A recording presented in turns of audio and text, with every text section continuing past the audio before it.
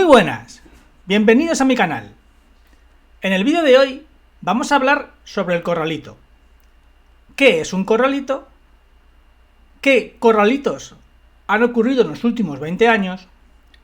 ¿Y qué posibilidades hay de que ocurriese un corralito en España? Para ello, el mejor ejemplo de corralito es empezar por el país que inventó el corralito, o que inventó, mejor dicho, el término corralito. En este caso, Argentina. Todos, o la mayoría de los que seáis un poco más viejunos, os acordaréis. Argentina 2001, el corralito, las imágenes de la gente desesperada, aquellas madres gritando que no tenían para comer para sus hijos. ¿Qué es un corralito? ¿Qué pasó en Argentina? El corralito es cuando las entidades bancarias dejan de dar dinero a la gente. Es decir, tú ya no puedes recoger dinero en el banco. Solo se te permite una determinada cantidad de dinero para que más que otra cosa no te mueras de hambre. Eso es un corralito. Normalmente los corralitos suelen hacerse en aquellos países cuyas divisas corren riesgo de devaluarse. En el caso de Argentina, el peso argentino equivalía a $1. En este caso, muchísima gente tenía sus depósitos en dólares. Cuando cundió el pánico, la gente fue corriendo a los bancos a retirar todos sus dólares. Esto alarmó al gobierno y decidió prohibirlo, dejando que únicamente pudiesen retirar 250 pesos o dólares a la semana. Bien, ¿cuál es el riesgo? El riesgo es que si tú tienes tu dinero en una moneda fuerte, en dólar o en euro, y se produce un cambio de divisa, si tú por ejemplo tenías $100.000 o 100.000 euros, y de repente el gobierno decide cambiar de divisa a la peseta, este cambio inmediatamente se va a devaluar. Y si tú tenías 100.000 euros y te los han cambiado a 100.000 pesetas, en unos pocos meses ibas a ver como cuando fueras a retirar tu dinero, esos 100.000 euros se habían convertido en 50.000 pesetas o incluso en menos. Esto es lo que ocurrió en Argentina. El gobierno, pasado un tiempo, realizó un cambio en los depósitos y convirtió todos los depósitos en dólares, los pasó a pesos, a un cambio de 1 a 1,40. De esta forma, cuando los argentinos fueron a retirar sus dólares, vieron que ya no tenían dólares, sino que lo que tenían eran pesos y encima estaban devaluados. Esto es lo que se denomina un corralito. Y es muy grave, porque prácticamente seca de liquidez al mercado. Al dejar que únicamente la gente solamente pueda retirar y usar una determinada cantidad de dinero, el mercado se seca y se produce una auténtica boom de crisis económica. En el caso de Argentina hubo saqueos, hubo incendios, hubo protestas, hubo huelgas, se tumbó el gobierno, hubo cambio de gobierno, hubo de todo. Vamos a ir viendo qué pasó y vamos a ir viendo en qué países sucedieron corralitos. Bien, ¿qué les pasó a los argentinos? En 1991, el presidente Menem decidió decretar un cambio del austral, que era la moneda de Argentina en aquella época, al peso, al nuevo peso. El cambio era de 10.000 australes, un peso. Bien. Además, decretó que para que el peso nunca más volviese a devaluarse, nunca más volviese a haber una hiperinflación en Argentina, a partir de ahora el peso quedaba ligado al dólar. Es decir, un peso argentino era un dólar argentino. Claro, para conseguir esto, tú no puedes usar impresora. Es decir, el Tesoro argentino no puede emitir dinero, no puede imprimir dinero. De esta forma, todo el dinero en el que está repasado el sistema sería a base de deuda o ingresos de los propios argentinos, es decir, bien riqueza del propio país o bien deuda. Como comprenderéis, esto, que a priori parece una muy buena idea, con el paso del tiempo, a medida que se produce déficit en el gobierno, acaba explotando. ¿Por qué? Porque el gobierno, el país, se queda seco de dinero. Acaba necesitando cada vez más deuda y más deuda.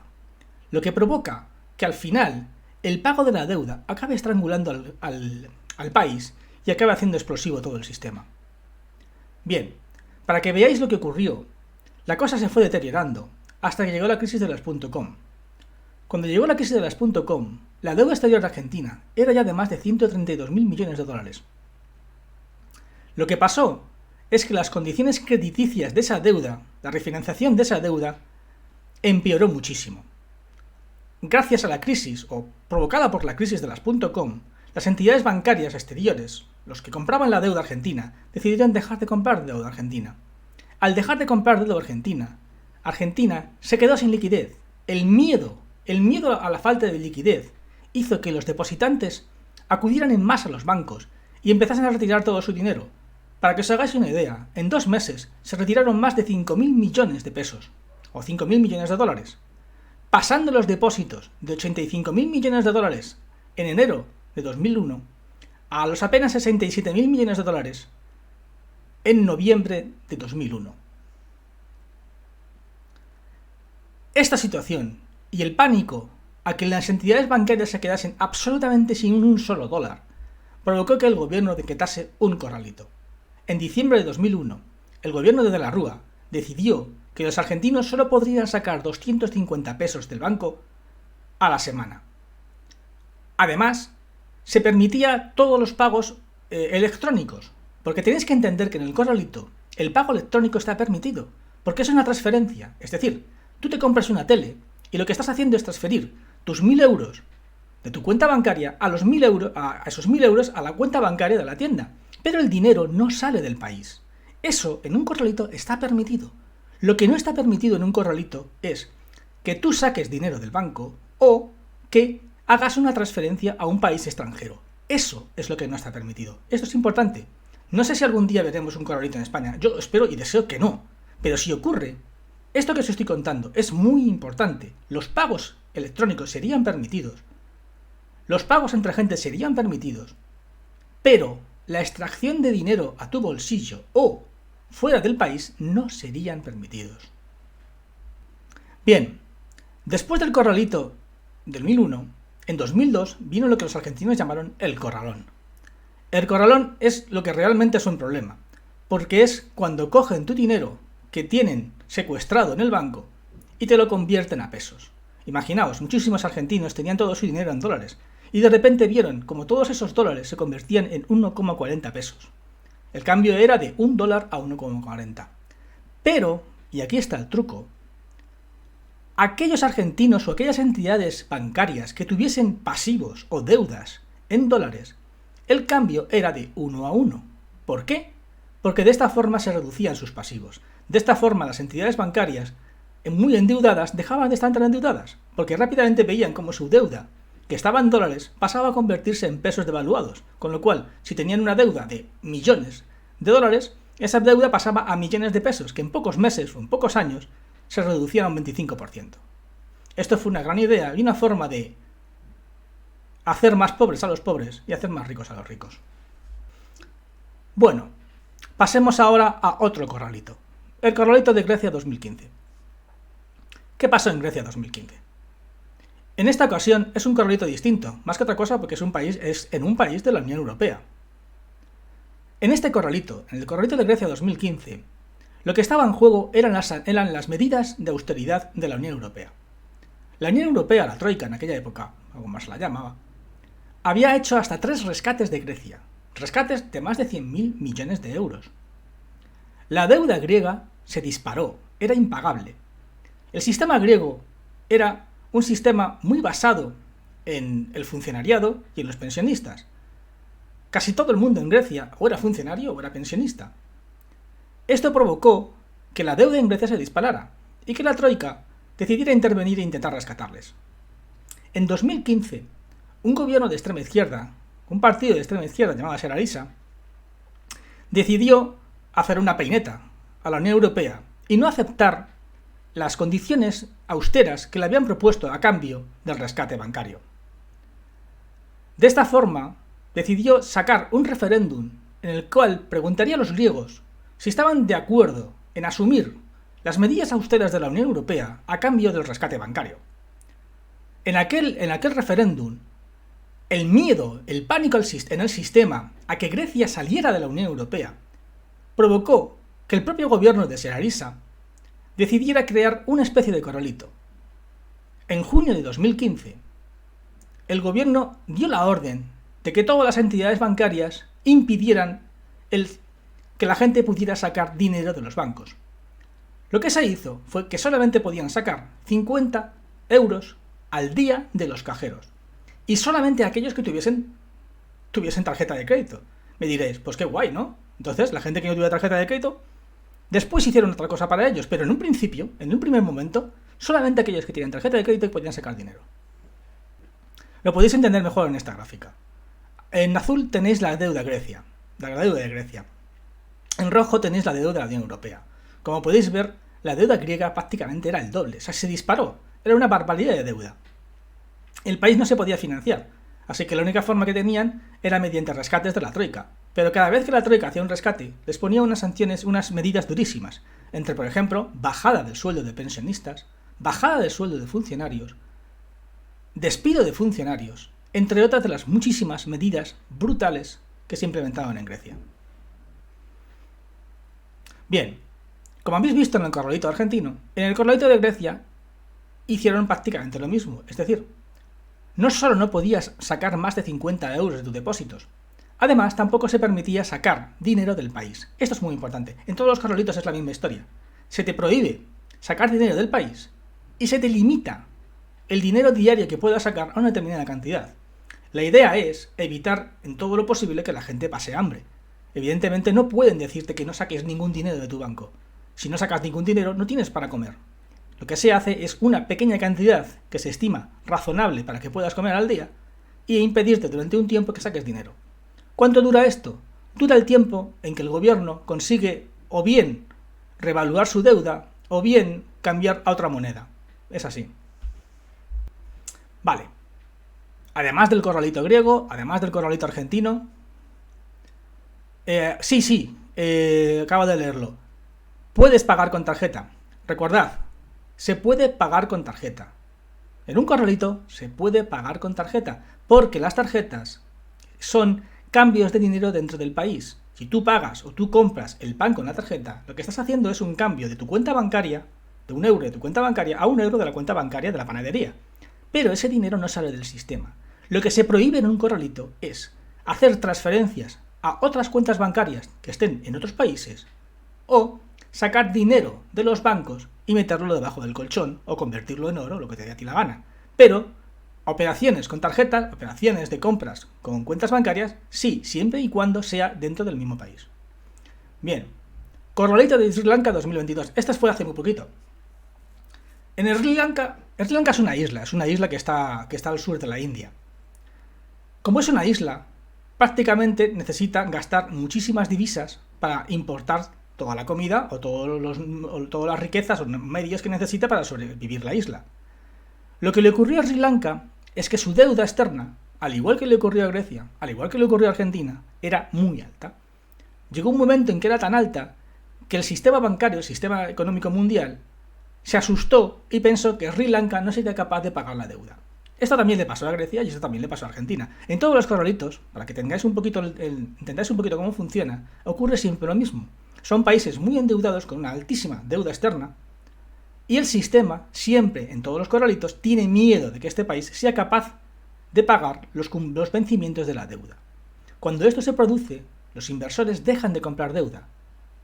Y en ese momento, el país, si no puede comprar deuda, no puede pagar los servicios. Y si no puede pagar los servicios, el país quiebra. Decreta un corralito y normalmente lo que hace es cambiar de moneda y devaluar su moneda. Bien, en Sri Lanka pasó algo muy parecido. El Banco Central de Sri Lanka se declaró en bancarrota y decidió no pagar la deuda externa en 6 meses. Esto provocó que las divisas que había en el país se secaran. No había divisas en el país. Al no haber divisas en el país no podía importar comida. Al no poder importar comida, os podéis imaginar las protestas y la locura que se desató.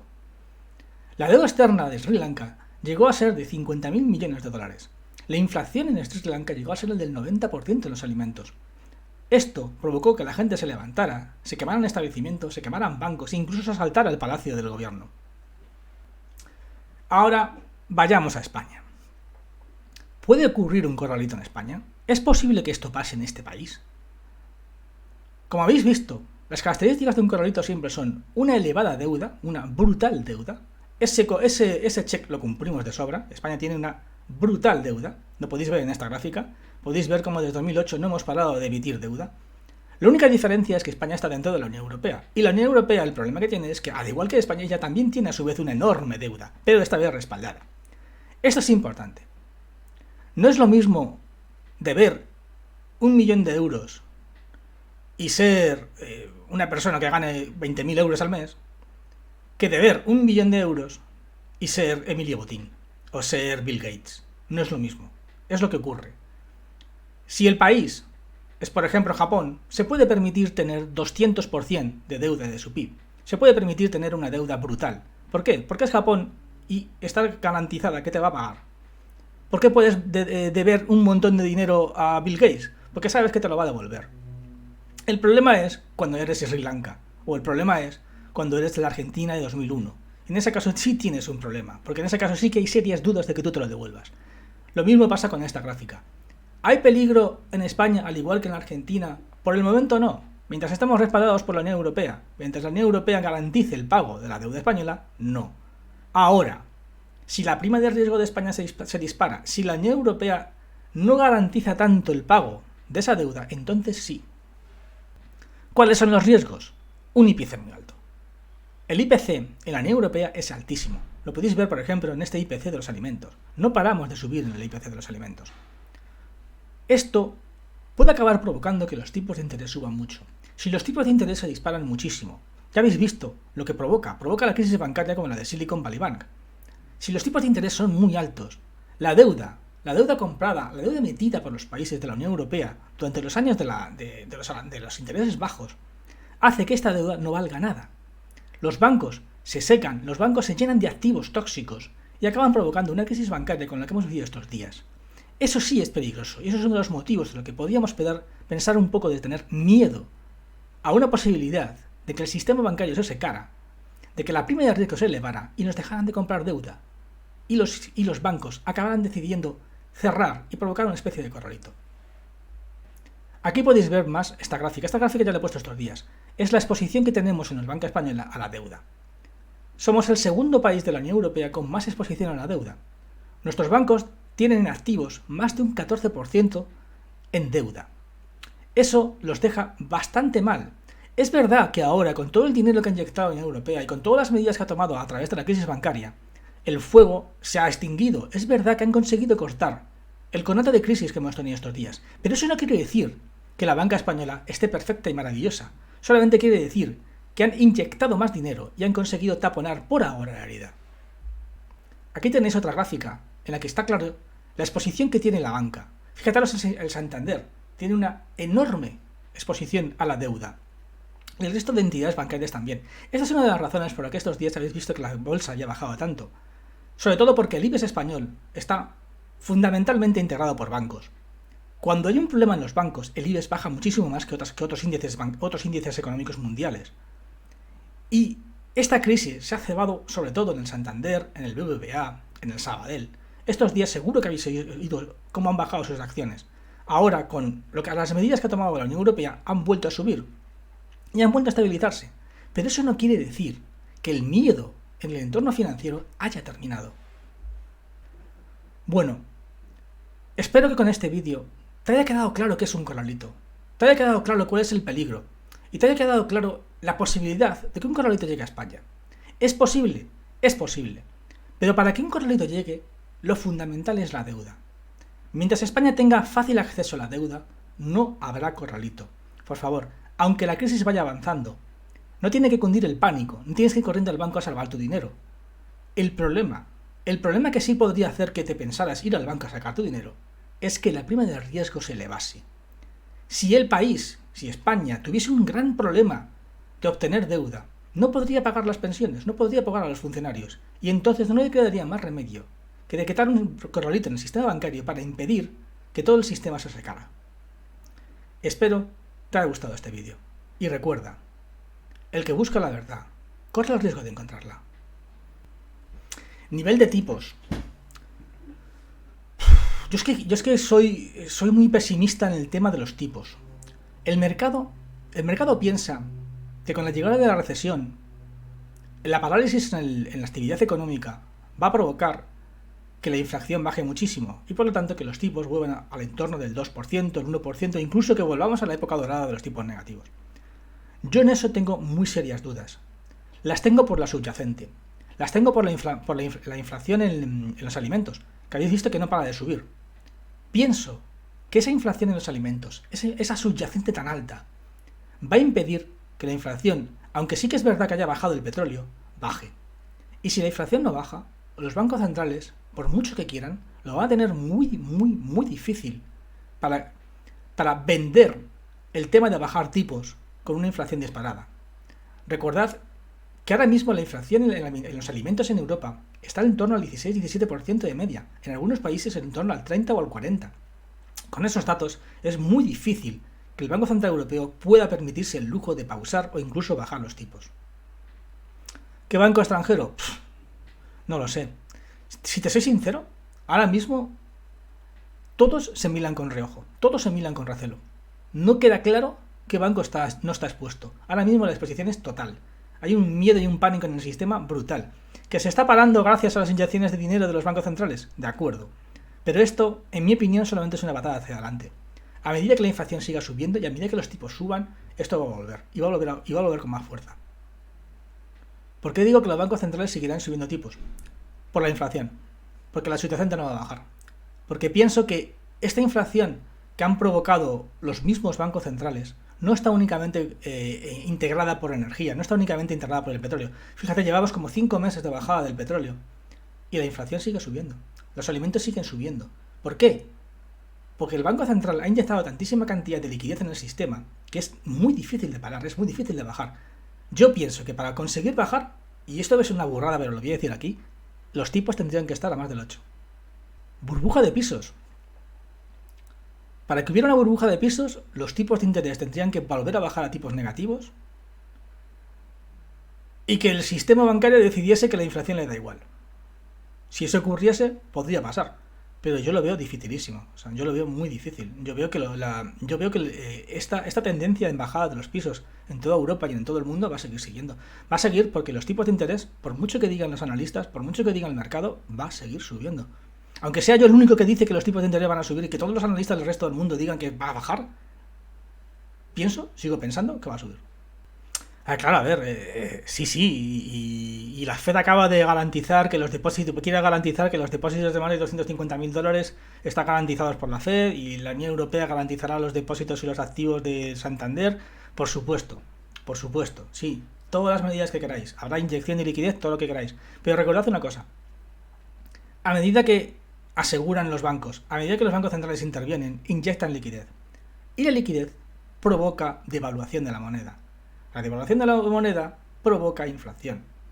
Y la inflación provoca subida de tipos. Es decir, es una rueda del sistema que se autoalimenta, se retroalimenta. Lo que ocurre es que los bancos centrales, como durante los años 10 les salió bien la jugada de inyectar dinero y que esa inflación, esa inyección de liquidez que inyectaron durante los años 10 no bajara y no se convirtiera en inflación, están convencidos de que pueden seguir haciéndolo, pueden seguir metiendo dinero en el sistema y que esa inflación no baje. No, o sea, esa inyección de liquidez no baje en forma de inflación. Yo pienso que se equivocan, pero es mi teoría y es mi opinión. ¿Qué podéis hacer con el dinero ahora? Diversificar. Yo lo digo siempre, soy muy pesado. Los que me seguís en mi canal lo habréis escuchado en mis comentarios. Hay que diversificar. No lo puedes dejar todo en el mismo sitio. Si tienes poca dinero, claro, evidentemente, pero si tienes una cantidad de dinero razonable, intenta diversificar. Oro, Bitcoin, criptos, yo qué sé. Cualquier activo que te sea seguro y que sepas usar, ¿vale? Si no sabes usarlo, no te metas ahí. Pero si sabes usarlo, métete, si quieres. Pero la idea es que consigas diversificar tu dinero, que no lo dejes todo en el mismo sitio.